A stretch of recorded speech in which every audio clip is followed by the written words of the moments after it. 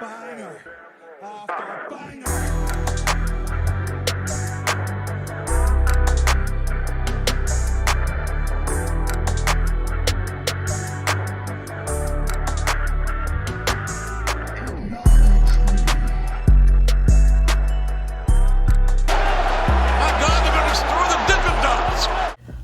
Well, ladies and gentlemen, it's time for some good news and some bad news. I'm going to start off with the bad news.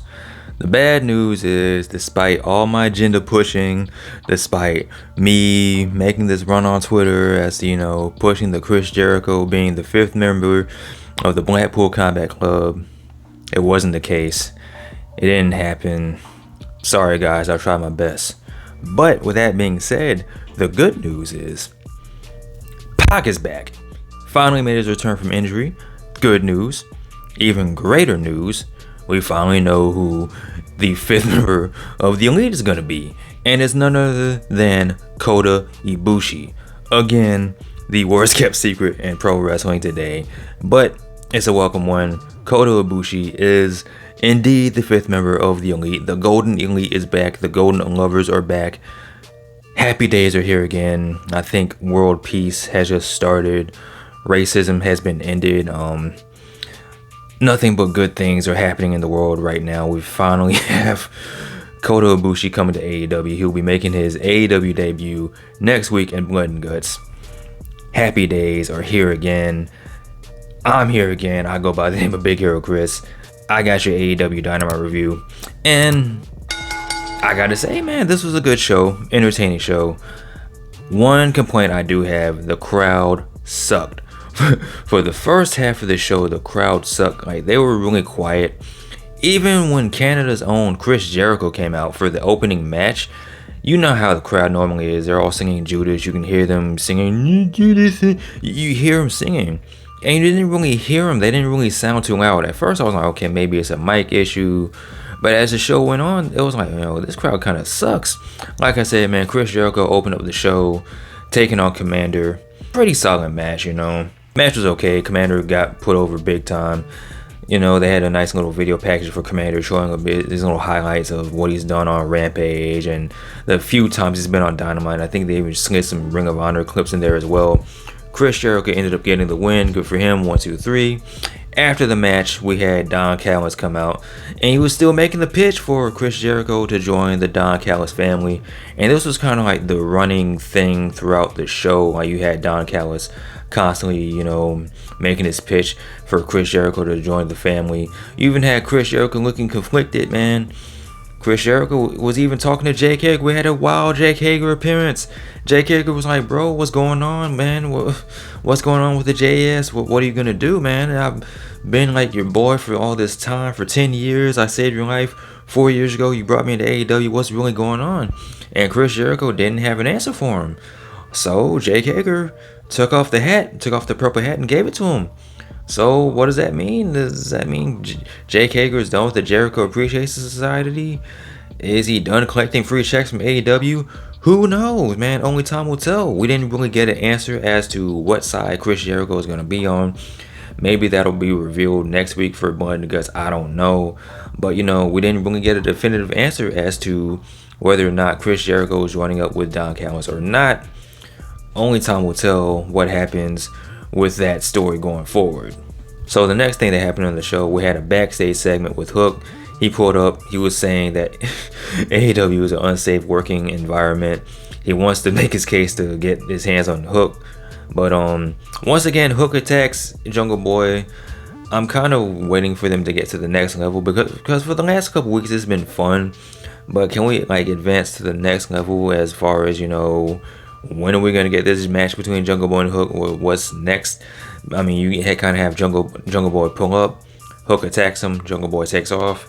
It's been the same thing for the past couple weeks, so let's maybe get to the next level of the story. So now for my favorite part of the show, the MJF and Adam Cole part of the show. It cut to a pre-tape of them last week hanging out at a bar, throwing back a couple shots. They're talking, you see some girls walk by. MJF's like, dude, hot girls. And Adam Cole's like, bro, what's your problem? I have a girlfriend, you know this. And MJF's like, all right, more pleasure for me. You know, he cuts to him, you know, hanging out with the girls. He comes back. And then Adam Cole's like, listen, we've been hanging out, man. I'll wear the goofy shirt that you want us to wear so bad if you do one thing for me. And that one thing was MJF plays video games with Adam Cole. And not only a video game, it was the AEW Fight Forever game, you know. Sheamus going to plug for the game, like it's going to commercial there. And they're bonding, you know, bonding over the game. MJF's looking like he's enjoying himself. He's like, hey, video games are not so bad, you know, especially if you have a friend to play with. And Adam Cole's like, yo, you don't have any friends or whatever, dude? You kind of suck. And, you know, MJF's kind of like, yeah, man, I don't have friends. And they kind of bonded over video games. And you see them enjoying each other's company, playing video games together like friends. They're becoming friends. I'm buying into this, man. I'm buying into the friendship of Adam Cole and MJF. I don't want this to end. I don't want anybody or anything to take this away from me, especially you, Roderick Strong, because right before their match, you cut to Roderick Strong talking to Adam Cole like, listen, man, I know you're not buying into this crap. And Adam Cole's like, look, he's kind of cool, man. He's not that bad once you get to know him. There was a time period when I didn't really like you that much, Roderick Strong. We became best friends. We became brothers, man. So give MJF a chance. I don't think Roderick Strong's going to give MJF a chance. I think somehow, some way, Roderick Strong's going to screw this up. Like the big screw up he is. The same way he screwed up Diamond Mines is the same way he's going to screw up this tag team. But speaking of the tag team, you have the big match between Adam Cole and MJF taking on the team of Big Bill. Everyone loves Big Bill. I'm becoming more and more of a big fan of Big Bill each and every time he comes out. Him and Brian Cage, the Machine Brian Cage. And this was a point where the crowd actually turned up. They got loud. They started making noise. They made noise for MJF. They made noise from Adam Cole. Even made a little bit of noise for Big Bill. You know, that's the power of Big Bill. But there was a one spot there that MJF was kind of building to, because at the beginning of the match, you had MJF saying he wants to power slam Big Bill. And, you know, looking at MJF and looking at Big Bill, he was like, there's no way this is going to happen. So he goes to do it one time, and he tweaks his back, and MJF is like, nah, I'm not doing this. And he actually tries to leave the match. Adam Cole coaches him back into going back in the ring, you know, finishing the match, finishing the story. And MJF and Adam Cole are actually working together as a tag team. They even wore matching t-shirts. They had the entrance, which is funny. MJF running around Adam Cole like Shawn Michaels and Triple H. They're working together like a team. And actually like the team of Big Bill and Brian Cage. I hope somehow, some way, Big Bill finesses his way into the Mogul MC so he can team up with Brian Cage more. I like them as a team. I like the whole dynamic between these two. Want to see more of them. But it wasn't their night. It wasn't their night at all, because, like I said, they were building up to the big spot, the big power slam spot. And MJF actually power slammed Big Bill. It took him biting the dude's fingers, but he actually did it. And once MJF slammed Big Bill, the crowd woke up. Thank you, MJF, for waking up this crowd, because they were so dead, so quiet throughout this whole show. And from this point on, this is when the crowd actually turned up, picked up. MJF and Adam Cole picked up the win. They're going on to the finals. So after the match, MJF and Adam Cole have a promo, you know, hyping up the fact that they're going to the finals. Hyping up the fact that not only do they want to win this tournament, they want to win the AEW tag team titles. And I'm all here for it, man. I don't know who's going to win between FTR and Bullet Club, but FTR, man, if you make it past the Bullet Club, man, count your days bald and hair, because it's over for you. Adam Cole and MJF are coming for those tag team titles. And I think next week they're going to face the team of Sammy Guevara and Daniel Garcia. They beat Orange Cassidy and Darby Allin. And this match was pretty fun as well. This was a really fun match. You know, I like the chemistry between all four guys. At the end of the match, Swerve came up out of nowhere. Prince Nana was running interference. He distracted the referee. He distracted, I think it was Orange Cassidy. And he was trying to get Daniel Garcia to hit, I think it was Orange Cassidy with Darby Allin's skateboard. The referee was distracted. Everyone was distracted.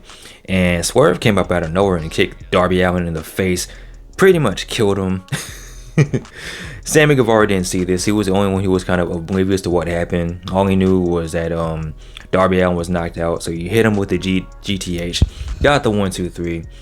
Daniel Garcia, Sammy Guevara versus Adam Cole and MJF. And that should be a pretty fun match. Like I said, Adam Cole and MJF are going to go on to the finals. But after this match, you had Sammy Guevara kind of shake Darby Allin's hand, kind of continuing that face turn that's kind of, weaving in and out. Like, when is the face turn going to become official? Maybe next week, I don't know. But that's going to be your finals. Speaking of finals, man, we got Ruby Soho versus Sky Blue to see who advances to go on to their finals. And the Owen Hart tournament. There's a lot of damn tournaments going on right now. But you got that tournament going on. Pretty solid match, man. The only women's match, whatever it is, what it is at this point. But Ruby Soho is one step closer to getting her revenge. She beat Sky Blue. She's going to go on to advance, where she will face either Athena or Willow Nightingale. We'll find out who wins that match this Friday on Rampage, and that's probably the only match on Rampage that I'm actually excited about. What wasn't so solid? And I can tell you right now that this is gonna be the thing that a lot of people are gonna be talking about. This is gonna cause a great divide in the internet wrestling community, and that is more QTV shenanigans. As promised last week, Harley Cameron promised us a rap video. She promised us a diss track towards the Acclaim, and she did not disappoint. Listen.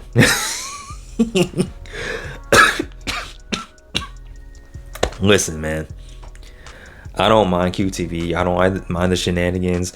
I'm glad it's looking like Powerhouse Hobbs is getting away from that, because he doesn't need to be a part of this at all. And I actually like the whole silly stuff that they got going on. Harley Cameron dropped her diss track. She dropped her music video. She can rap a little bit. I wasn't really paying attention to what she was saying, because, she was looking pretty good. So I wasn't really paying attention to the content of what she was saying. She was rapping fast on her Eminem stuff. That skibbity bee, skibbity doo, hoo da da, doo doo dee dee dee. Trying to do that Eminem type thing. So, I know a lot of people are going to hate on this. I didn't mind it, man. It's bad, but for me personally, it's one of those things it's so bad that it actually became good. And on top of that, Harley Cameron is not bad to look at all, you know what I'm saying? So think of me what you will, do whatever you want to do, say what you want to say. I'm a sad man. It is what it is. Well, this led us to our main event, man. Nick Wayne making his debut against Swerve Strickland.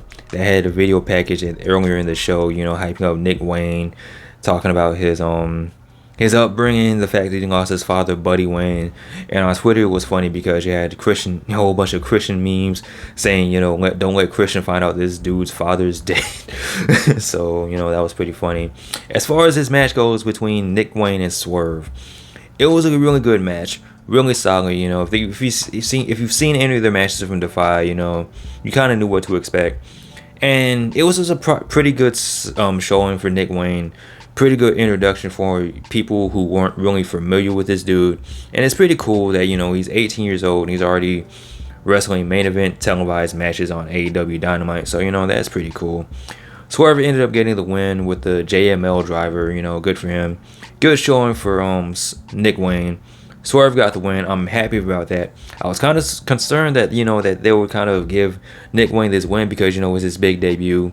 But, he's 18, like I mentioned before, so he's got plenty of time to build up his stock in AEW, to build up his star power. And not only that, he got the graphic. Tony Khan made it official. Nick Wayne is all elite, so, good for him. Hooray. Happy days are here again. So, yeah, man, AEW Dynamite, outside of the whole QTV thing, from top to bottom, it was a pretty solid show. Really fun. Only negative takeaway I have is for the first half, the crowd sucked. I mentioned this a couple times before, but after a while they picked up a little bit, just a little bit. But also my rating is for the show is an honorary W. But with that being said, man, I want to hear your thoughts in the comment section below. Of course, as always, like, comment, and subscribe. You guys take care. Be easy. I'm out. Peace. Harley Cameron. Call me. I'll listen to you.